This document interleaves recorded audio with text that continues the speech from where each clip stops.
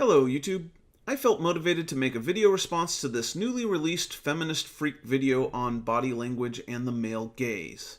This latest video feels almost identical to its predecessor, Strategic Butt Coverings, in that Anita argues that the camera focuses on women's asses, the women are dressed and animated hypersexually, that this is a choice made by game developers to sell fat material to 14-year-old boys, and she rehashes that the solution isn't to simply sexualize male characters who are already sexualized. The only thing she really adds to this video is a quote from an author. Now, before I get started, I really want to stress not to send Anita and her ilk any hatred. I'm of the opinion that she's coming from a good place even though she is thoroughly wrong. She doesn't deserve threats or aggressive language, just reasoned disagreement. So please, don't be one of those assholes. Anyway, let's get into it. Movement can be a powerful thing.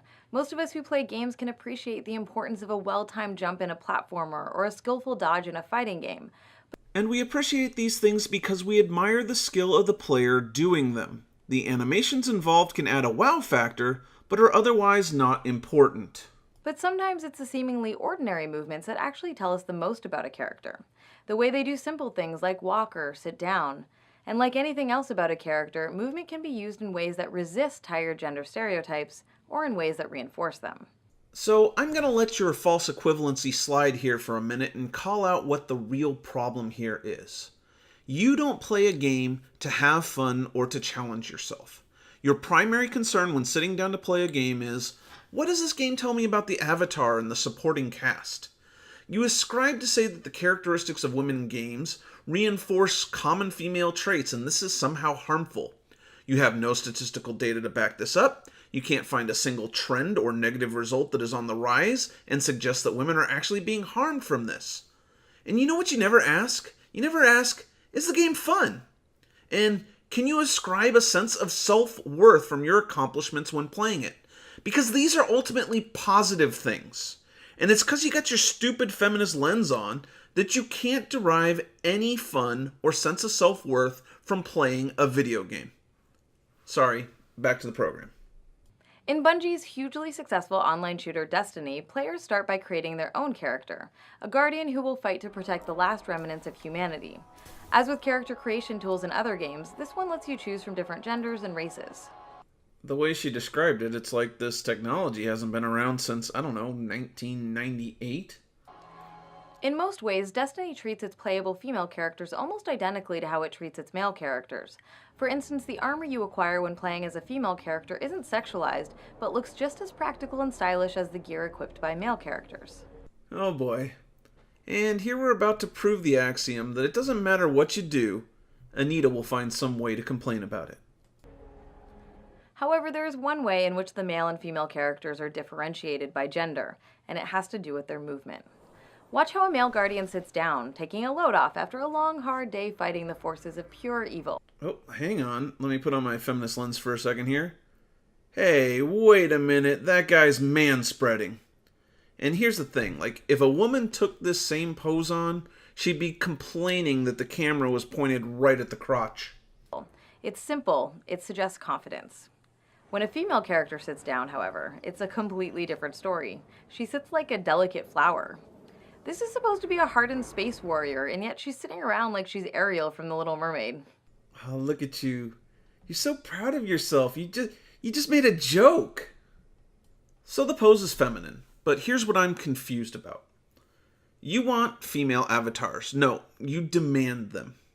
But you don't want female avatars to ever hint at their gender.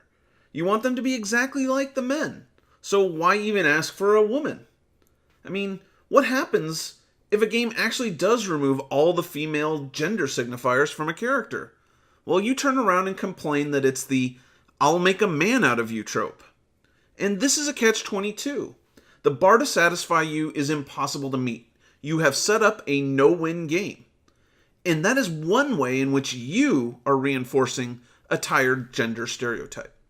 A character's animation and movement is just as much a part of who they are as their appearance and their clothing. And like any other aspect of a character, game designers use movement to communicate information about them to the player. Don't you think it's a little bit more than that? I mean, should we get into a discussion at this point about nonverbal communication? about how body language and tone are overwhelmingly the majority of communication? Nah, didn't think so. Let's see where you're going with this. This isn't inherently a bad thing. Expressive character animations are just a way for the game to contribute to our understanding of who a character is and what defines them. How a character walks, jumps, even how they sit down can tell us a lot about them. You know what? I agree. So let's see your examples and how you interpret it. For instance, Ryu Hayabusa's precise and graceful movement conveys that he is a highly trained ninja. While the way Nathan Drake scrambles and fumbles in dangerous situations is meant to suggest that he's more of a relatable, ordinary guy who just keeps finding himself in extraordinary circumstances. That's a little oversimplified, but so far, no disagreement. We were almost in that. By contrast, the way that women move in games isn't just used to suggest their confidence or their skill or some other facet of their personality. It's very often used in conjunction with other aspects of their design to make them exude sexuality for the entertainment of the presumed straight male player. Just one little point of contention. I would say it's actually there for the female player as well. I'll get into that a bit more later, however. What the hell? Catwoman from the Arkham series has a deeply exaggerated hip sway when she walks. In combination with her clothing and the game's camera angles, all of this is meant to drive the player's focus to her highly sexualized butt. You're repeating yourself a bit here, Anita, and you went over this in the butt coverings video, but let's put what you've done in this video into context and see the argument you're trying to make. You stated that these choices in animation are being made by game developers for a straight male audience. I assume you envision this is because these men just can't help but go spank it whenever they see a hot woman on the screen or something. I don't know. And you also claim that the animations are speaking about the characters specifically to essentially transform them into objects of desire for the viewing audience, as if that's the primary goal. And this is deceptive. So you pretend that the game developer made this choice on their own, and you pretend that Catwoman's sexuality isn't canon in the source material that she's drawn from. You see, Batman is a licensed property with well-established characters. Catwoman, within the context of that property, is a very sexually empowered and expressive woman. She derives strength and advantage from it. In other words, her sexuality and grace are embodiments of her agency. She is not actually reduced to an object to be acted upon. She is empowered by it. Oh no, your narrative of the subject-object dichotomy is actually smashed by your own example. And since you like to consider fictional characters as people while we're on the subject, Catwoman is in the realm of identity politics a trans feline. So, are you trying to shame otherkin? In Resident Evil Revelations, Jill Valentine somehow manages to wiggle her whole body while she runs. Yeah, because that animation doesn't look anything like every cop drama that I've seen on TV that has a female police officer running with a pistol. In Assassin's Creed Syndicate, Evie Frye is a character who avoids falling into many of the sexualizing traps that some playable female characters do, but she still walks with an exaggerated hip sway. That's an exaggerated hip sway? If you say so, I couldn't see anything past that strategic butt covering personally. In Saints Row the Third, you can change your character's gender at any time. If you go to the clinic and swap your gender from male to female, you also come away with a newly sexualized walking animation, even though you're literally supposed to be the same character. Yeah, because that man walking with his broad-shouldered swagger is not sexual in any way. Male heroes are allowed to simply walk like normal human beings in ways that are average or strong or graceful or goofy. Because you can totally tell the gender of that person inside the box, right? But here's the thing, Anita. All of those walks, well, at least the ones where you could see the men, were distinctly masculine. I mean, he wasn't walking normal. They were walking with a swagger, almost a thuggish look. If you put that walk animation on a female character, she would look like a man, not like a neutral gender person. If you were being honest, you would call it a stereotypically masculine walk. Actually, maybe the problem here is your internalized misogyny. Maybe you see men as normal instead of as being gendered too. In this way, women have to aspire to be like men. You know, it's pretty messed up. Meanwhile, motion-captured animations for female characters often make them look as if they're walking down a runway at a fashion show in stiletto heels, even when the characters are actually in combat situations. This one I'm gonna concede, because there's really no reason that a woman has to walk like that in any way, shape, or form. That is purely just over-exaggerated, sexualized walking. But maybe we can just chalk that up to a stylistic choice. It's certainly not the norm for games. Watching these characters' in-game movement animations, you'd think that the director of the motion capture session directed them to walk like a model instead of a hardened space warrior. Well, maybe for the games where they were walking like runway models, that was what they directed them to do. But the second you go a hardened space warrior, no, you didn't show any hardened space warriors walking like a model. It's another deceptive false equivalency. Or Master Thief. Who you're neglecting to mention is a seductress who thinks they're a cat. Or bioterrorism agent. Who you showed walking in stereotypical police form. Or crime boss, or vampire, or assassin. So some of these women walk sexually, but you still haven't shown any harm that is derived from it. Not a single statistic. Of course, in the real world, people do walk with a sway of the hips when wearing high heels. Actually, I find they walk with a sway of the hip generally. High heels seems to exaggerate it a little more, but no, they typically do walk with a hip sway. If we want to get really technical about it, this slight hip sway occurs in order to maintain balance.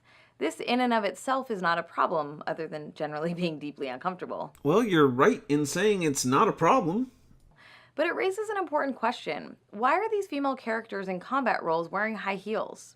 I'm going to go with because they're fictional characters in fictional settings.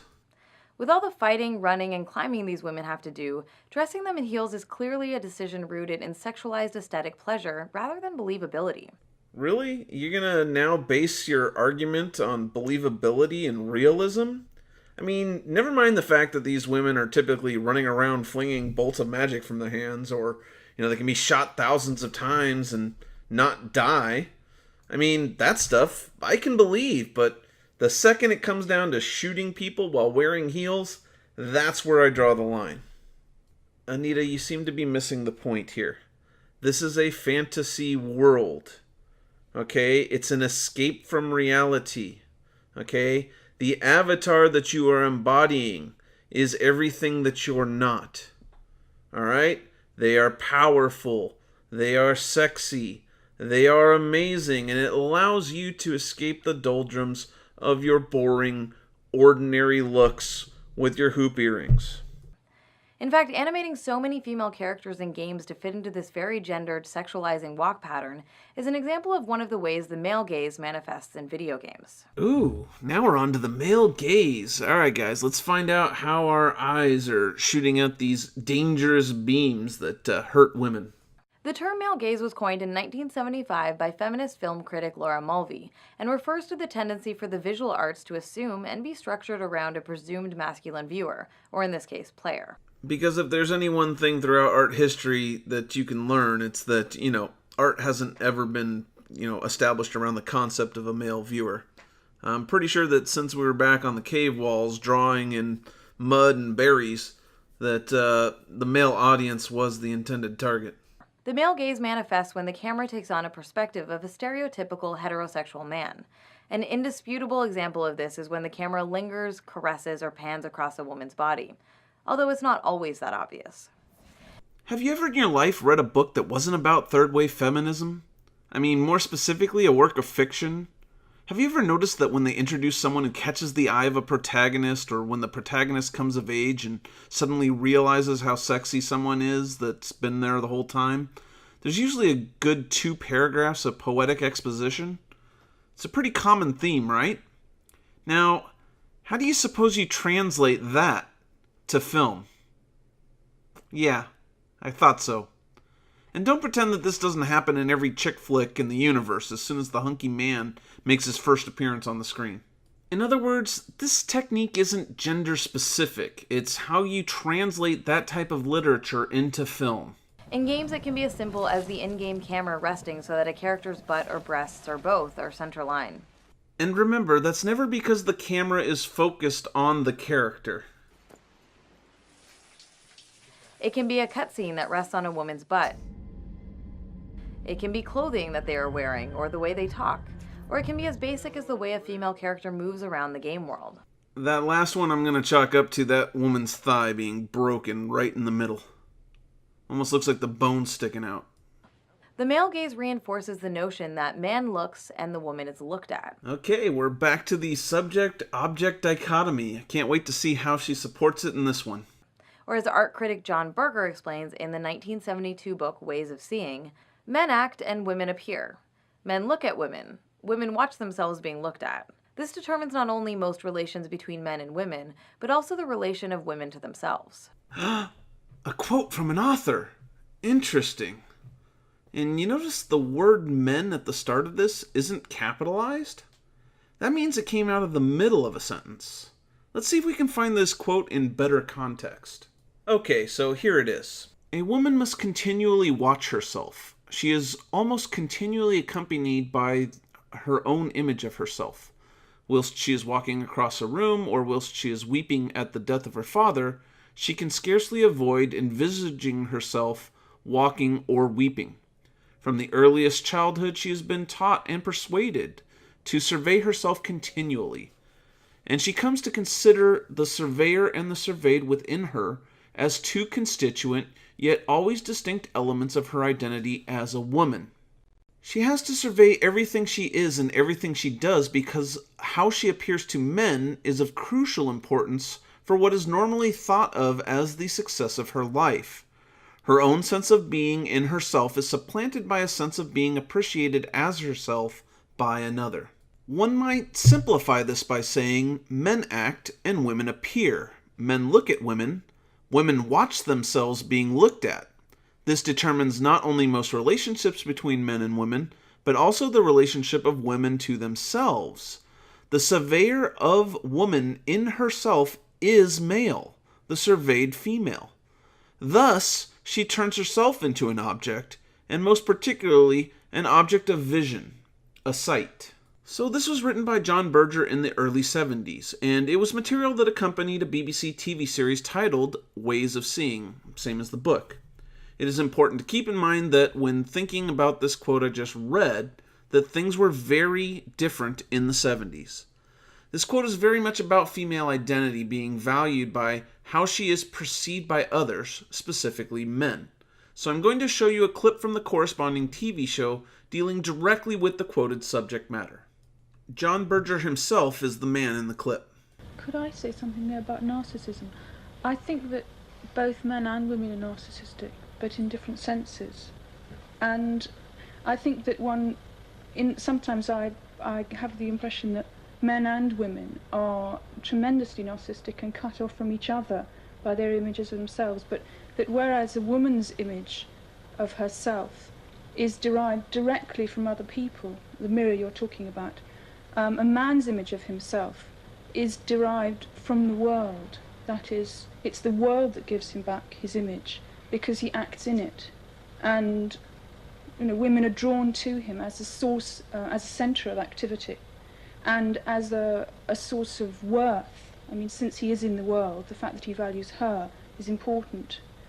And so because they're sort of centres of narcissism are different, and the woman's is essentially only related to the other person, she's in a much more passive position than he is in relation to it.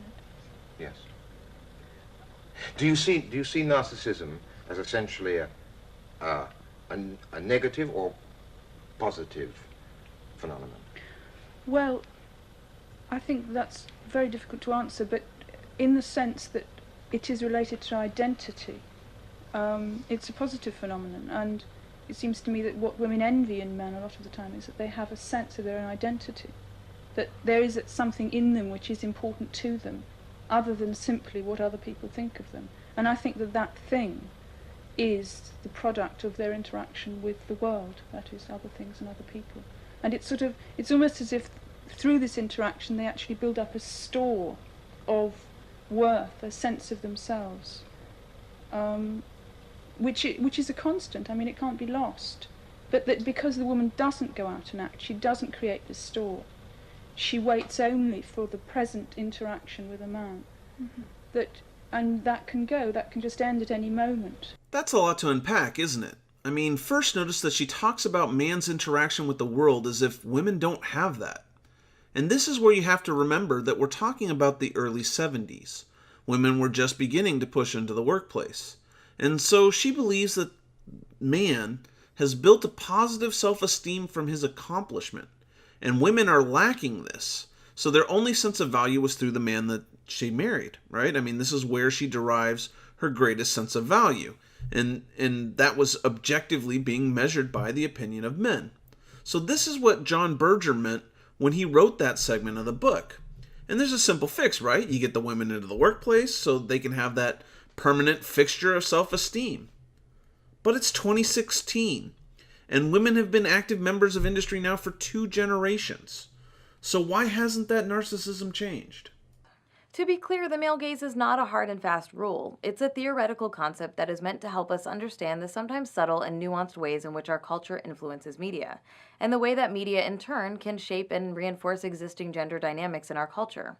Yeah, but not according to your quoted author. I mean, we just covered that it's about how women value themselves based on how men perceive them. Pop culture merely reflects this. And now that we've gotten this far in, I think it's time to stop and go back and address something that I mentioned that I would cover later. The way that women move in games isn't just used to suggest their confidence or their skill or some other facet of their personality. It's very often used in conjunction with other aspects of their design to make them exude sexuality for the entertainment of the presumed straight male player. So earlier I mentioned that this expression of sexuality is not just for the straight male player. Remember, your author mentioned that a woman is simultaneously acting while constantly aware of how she is being perceived by men. Yep. In order for a complete fantasy release, a woman needs to simultaneously be able to kick the shit out of 100 men and look sexy doing it. So it's not just for the boys, I'm afraid. The male gaze is also not in any way limited to men or heterosexual people. Almost all of us internalize and sometimes identify with the male gaze to some extent. And again, if you believe your quoted author, you actually have that identity deeply seated within you. Eradicating the male gaze is not as simple as introducing an inverse female gaze that sexualizes men either. Not just because equal opportunity sexual objectification isn't the answer, but also because it isn't actually equal. One reinforces pre-existing oppressive ideas about women that are real and damaging to women in their everyday lives. Still no statistical data that shows that this is actually harmful to you. The other doesn't reinforce anything. Really? It doesn't reinforce anything? I mean, look at you there.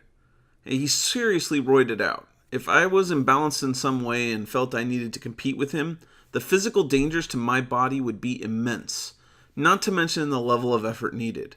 I mean, to look like that man, I would need to spend 14 hours a day in the gym. And I'd probably need HGH and anabolic steroids. To look like the woman, I just need a breast implant and to lower my caloric intake. I mean, the issue here isn't unrealistic body image. The issue is your strange fixation with how important other people's opinions of you are. And we only need to turn to my favorite internet meme to show you how bullshit your argument is.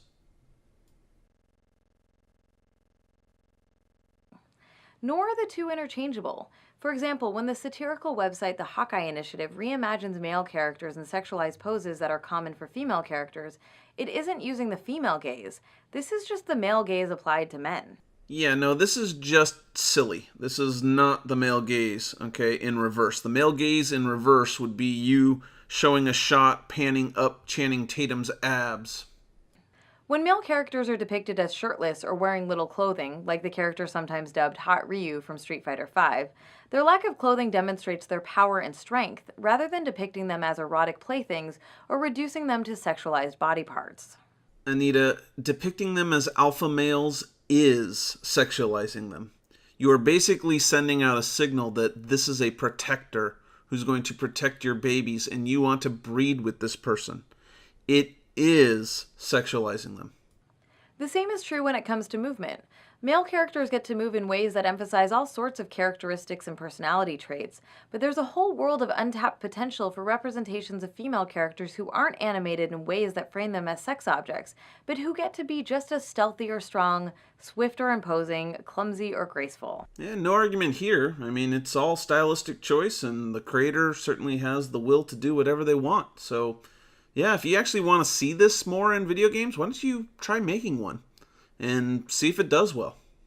The way Ellie moves in The Last of Us communicates a sense of tension and danger, demonstrating what it's like when female characters are animated in ways that emphasize their personality and emotional state rather than serving to sexually objectify them.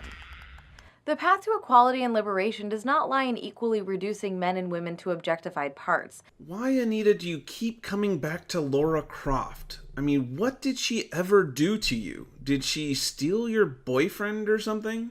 I mean, did you dump your first boyfriend because he was more interested in playing Tomb Raider than seeing you? I mean, what happened? Why do you have so much animosity for her? But by treating people of all genders and with all types of bodies as full and complete human beings. Because fictional avatars in fantasy settings are full and complete human beings. Oh, thank God I got through this thing. Alright, time for a summary. The Strategic Butt Coverings video made it a point to suggest that game developers place female assets front and center to sexually gratify their male audience, and for no other reason. Male characters didn't receive such attention. This is somehow harmful to women, though in no measurable way. The solution, of course, is not to sexualize male characters, but rather to desexualize the female ones. And this video is essentially the exact same thing. Well, if you're still watching, thanks for sticking around, and I'll see y'all next time. God, I hope there isn't a next time.